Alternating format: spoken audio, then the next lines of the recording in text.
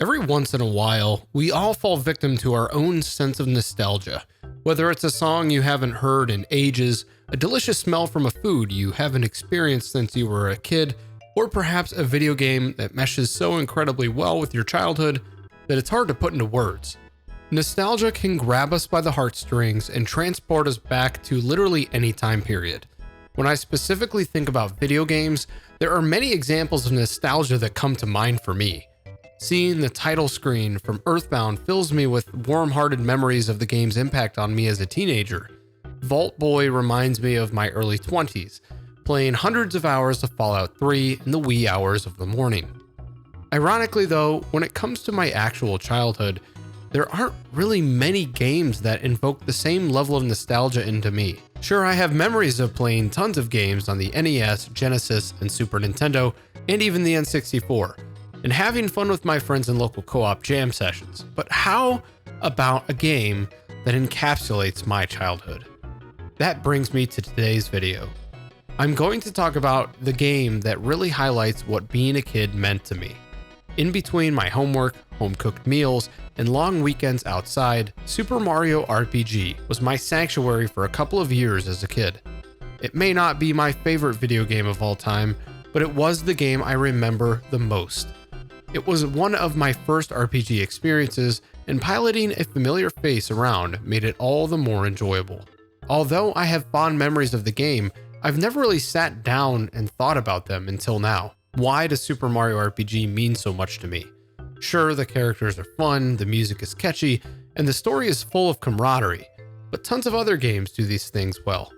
Why is Super Mario RPG so important? And how has it transformed the Mario franchise forever? Well, let us find out together, shall we?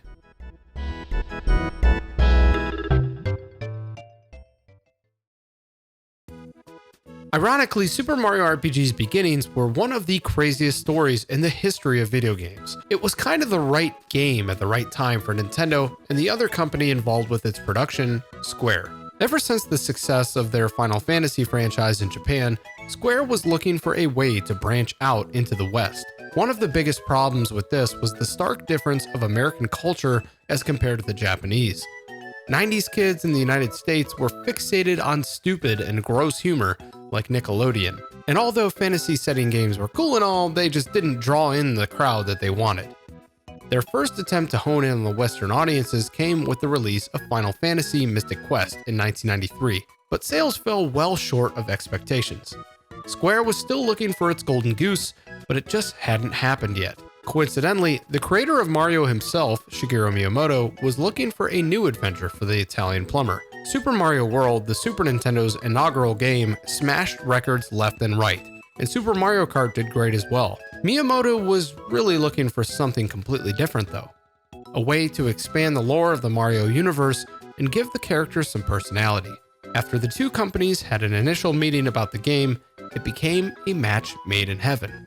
The only stipulation with Miyamoto was to make the game fun and retain the action and charm that the Mario series possessed. I would personally attest to the fact that they succeeded on that front. RPG, Super Mario RPG ロールプレイングゲームやったことない人も OK マリオと旅に出ようドラマを作ろうロールプレイングゲーム Fast forward to 1996, and Super Mario RPG was about to release in North America. Ever since I first saw the advertisement for Super Mario RPG, it was a game I absolutely wanted to play. In the 90s, Mario was quite bigger than anything else on the planet. Every kid wanted the newest Mario game. Before social media sites existed, most of the anticipation of games came from word of mouth, which is how I ended up with Rise of the Robots instead of Street Fighter. Dang you, Tim. Kids would share passwords written down on wrinkled pieces of paper and get together at friends' houses to finish Mega Man.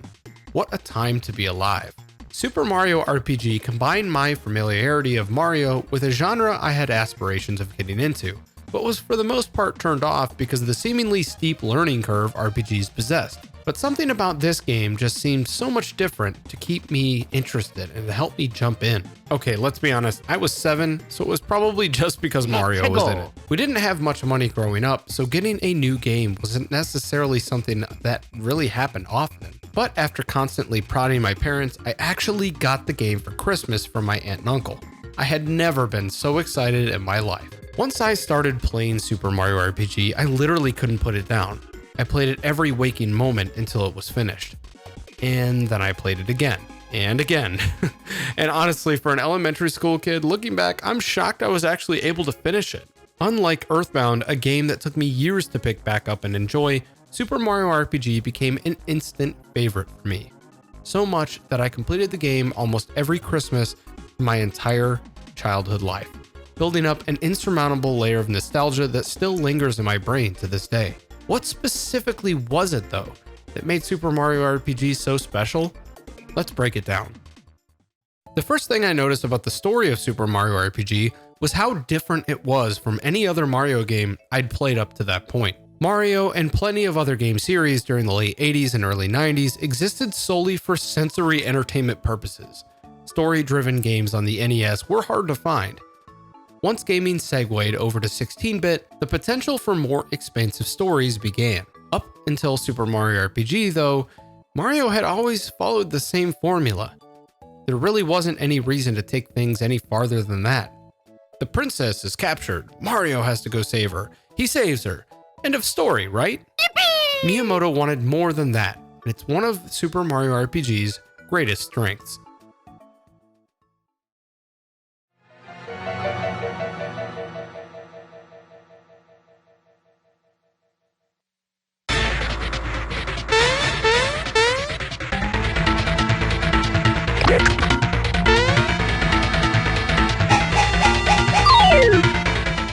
The opening scene in Bowser's Keep ironically appears to follow along the same tropes that Mario had become known for.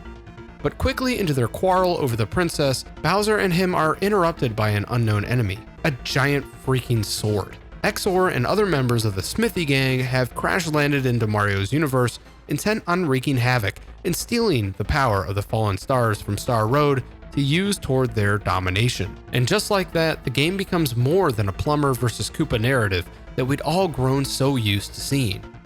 The mere existence of a third-party group like the Smithy Gang interrupting both Mario and Bowser's worlds made them drop their own conflicts and focus on the bigger threat to their livelihood.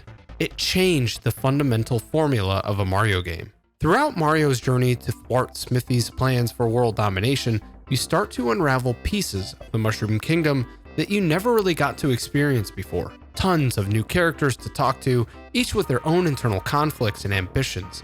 As ridiculous as the world of Mario can seem, everything is presented in a very matter-of-fact way that gives it all kind of a silly and fun vibe. Even with as dastardly a villain as Smithy is, I never got the idea that the game was taking itself too seriously. I mean, Mario can literally shapeshift into other people with ease, and nobody bats an eye. A Cloud Boy thinks he's a frog, and an enemy from a Final Fantasy game even drops in and makes an appearance. The whole atmosphere is incredibly silly, and I love it. To elaborate more on this point, the characters in Super Mario RPG are one of the finest points in the game. You have staples like Mario, Toad, Peach, and Bowser, and brand new characters that exist only within this game's universe, such as Mallow, Geno, and Booster. As I mentioned previously, many of the characters have their own storylines to explore, much of the time in a comedic context. Mallow, who thinks he's a tadpole, makes it rain when he cries, because, you know, he's a freaking cloud. There's a town full of moles that love dynamite and fireworks, and even a certain purple dinosaur, not you, that runs around stealing from everybody else. And he's a big butt face. Even Geno, being the supernatural being that he is, has a sense of humor and a name that I can't pronounce. But perhaps the most important part of the character development in Super Mario RPG is Bowser evolving from a one-dimensional villain into an integral part of Mario's team. You see, the giant turtle king is more emotional than we had ever thought before, and he comes out of his shell. Okay, that was dumb. Bowser cries, writes haikus, and even shows other than reluctant support for Mario throughout his adventure.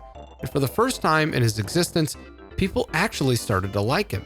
The characters in this game almost work to deconstruct both the Mario universe and RPGs in general. Before, all we could gather from the baddies in Mario games were that they move side to side and cycle through pre-programmed actions. In Super Mario RPG, Goombas sympathize with Bowser by saying things like, "Bowser, it's been ages, hasn't it? Sorry about going AWOL on you. I ran away because I was scared to fight Smithy. A lot has happened since then, but look how far I've come. I'm managing this store now. And look, here are my little ones. Come on, show your manners and greet Uncle Bowser." I love this line. Perhaps no greater example exists than in Star Hill, where wishes from various characters in the Mario universe can be read by wandering around the area. Even Luigi, despite not being in the game, makes his appearance known throughout his wish to become more like his brother. My favorite character in the game undoubtedly has to be Booster. Honestly, he reminds me a lot of Wario, and says some of the most bombastic things in any Mario game I've played. He believes he's destined to wed the princess, which ultimately brings Mario and Bowser together for the first time in history. And despite his quarrels with the main cast, you never really feel like he's one of the bad guys. Oh, and this hilarious kissing scene with Mario is just gold. The truth is, the short, snappy character development in Super Mario RPG is one of the most important aspects of the game, and the largest factor in how Mario games as a whole have been changed as a result. In later Mario games like Paper Mario, more characters from the Mario universe were driven to have personalities and backstories, and it helped the series to break out of its shell and preserve its legacy for years to come. One of my favorite aspects of this is that Super Mario RPG offers a unique mix of known characters and those that only exist within this game. Mallow and Geno don't make appearances in any substantial way in other Mario games. There is no Booster, no Smithy, no Axem Rangers. In some ways, this gives the game an even bigger importance. You have to go back to it to really experience these characters for yourself.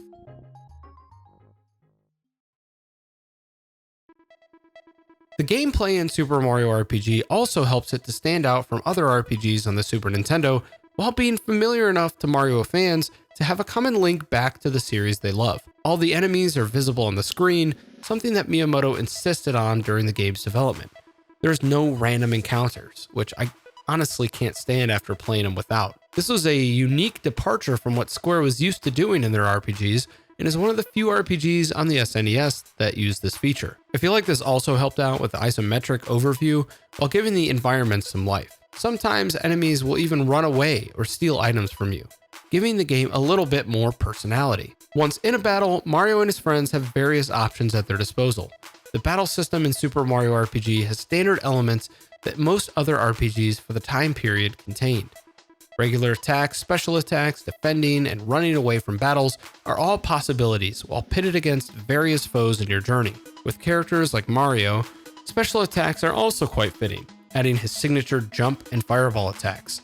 In addition, the normal and special attacks also rely on the mechanic of timed hits, another rarity for the time. During Super Mario RPG's development, Miyamoto was unabashedly determined to make the combat as fun as possible. He quoted that most RPGs were boring or lacked a point to its combat, so he wanted to make sure the game stood out amongst the rest. These timed hits have become a staple of the Mario RPGs and Paper Mario series, but perhaps have never been as prevalent as they were in this title.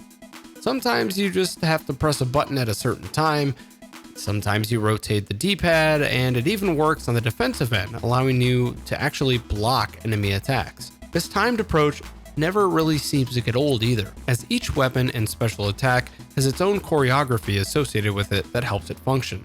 Although most of Super Mario RPG is rather tame difficulty-wise, the existence of these timed hits ensure that you never fall asleep at the wheel during combat, a problem with many old traditional JRPGs. One of my absolute favorite aspects of the battle system is Mallow's psychopath ability, one that honestly I didn't really use at all in my earlier playthroughs.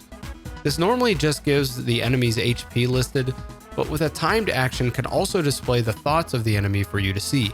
It's a nice touch and emphasizes the personality of this game quite well. It personifies some of the enemies that normally just seem stagnant. Sometimes these thoughts are completely out of the ordinary, and sometimes it can help to reveal a weakness or a cutesy Easter egg throughout your journey.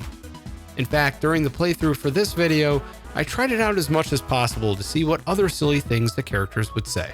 There are also other aspects of Super Mario RPG's gameplay that revolutionized the Mario franchise and RPGs in general. In some instances, the game lets you play a chance game at the conclusion of battle, allowing you to possibly double your rewards from the fight or risk losing them all. Obviously, based on the way that this was structured, it doesn't make any sense to me to avoid the game, since you'll exceed 2/3 of the time anyway. The intangibles throughout Super Mario RPG are also quite fun. There's plenty of pop culture references and references to other characters from the Nintendo franchise, sprinkled kind of all throughout the game. Honestly, I can't think of many other Mario titles that actually had as many nods to Nintendo's other IPs like Zelda, Metroid, and F-Zero. In addition to these are the sheer amount of bonus content and side quests the game possesses. Most RPGs up to this point were fixated on getting the main character from point A to point B. Although Super Mario RPG is relatively short, it doesn't skimp on things to do. There's loads of mini games and bonus items to obtain that serve as nice backdrops to the overall game. You could fly down a waterfall in the Midas River, or you could ride a minecart and just have fun doing so. But one of the absolute finest points of Super Mario RPG is within its soundtrack. Never before had a Mario game contained music that helped echo the environments it accompanied. In previous platformers, the music had simply existed to propel the gameplay forward. It was upbeat, fun, but it didn't really do much for me. Sure, some of the tracks of earlier Mario games are absolute bangers, but I wouldn't put them on the same pedestal of what was achieved in this game. Everyone's favorite track, Beware of the Forest Mushrooms, plays when Mario and Mallow first enter the forest maze. It really stands out because of how perfectly it fits with the forest's surroundings. The tune is whimsical, yet full of mystery and caution. It had countless remixes over the years, but it isn't the only good track in the game. Most of Super Mario RPG's tracks do an excellent job conveying the atmosphere of its setting. Seaside Town has a jolly melody, with various instruments creating a shanty-esque sound. It's my personal favorite track in the game, and highly underrated. Themes that play in Booster's Tower offer a unique transition from a sophisticated hotel to a sprawling and devious maze of enemies and puzzles. And let's not forget Nimbus Land, one of my favorite light and delicate tunes with a nice melody to play in the background. Super Mario RPG's soundtrack will go down as one of the greatest on the console, and for good reason. It contains all the right points that I look for in video game music, and then some. Super Mario RPG is the perfect mix of everything you'd want in a game. Gameplay, writing, characters, music, no single attribute of this title outshines another. They all fit into their respectful place as needed, crafting one of the most fun games I've ever played. It consistently ranks as one of the top Mario games of all time, and one that has aged beautifully. In a way, the experimentation that Square and Nintendo went out on a limb for changed Mario forever. This was really the first Mario title to get personality. Up until this point, the plumber was focused on dispatching his foes in a repetitive storyline of saving the princess from a burly monkey or lizard. But in this game, things were much different. The universe did not necessarily revolve around Mario. The existence of Geno and the Star Road really gives off a transcendental vibe where Mario's normal strifes just seem so much less significant. A character that seemed invincible in every prior game relies on so many of his friends, acquaintances, and adversaries to defeat Smithy and restore order to the Mushroom Kingdom and beyond. It's a larger-than-life world, normally constrained by a few dozen stages. It laid the building blocks for character development in future Mario games, and RPGs in general. Sure, most of the Mario titles still rely on basic platforming mechanics and the backdrop of a cookie-cutter story, but there are so many others that took this similar creativity and ran with it. The Mario and Luigi games are some of the most underrated Mario titles in existence, and they rely heavily on world building and narrative structure that Super Mario RPG thrives on. The Paper Mario series is just as much so, with these games expanding upon the timed action during battle, something that really helped the combat from Super Mario RPG stand out. In fact, I still press random buttons during other turn-based RPGs, simply out of habit from all those years ago. Holding that A button has to make my attack stronger, right?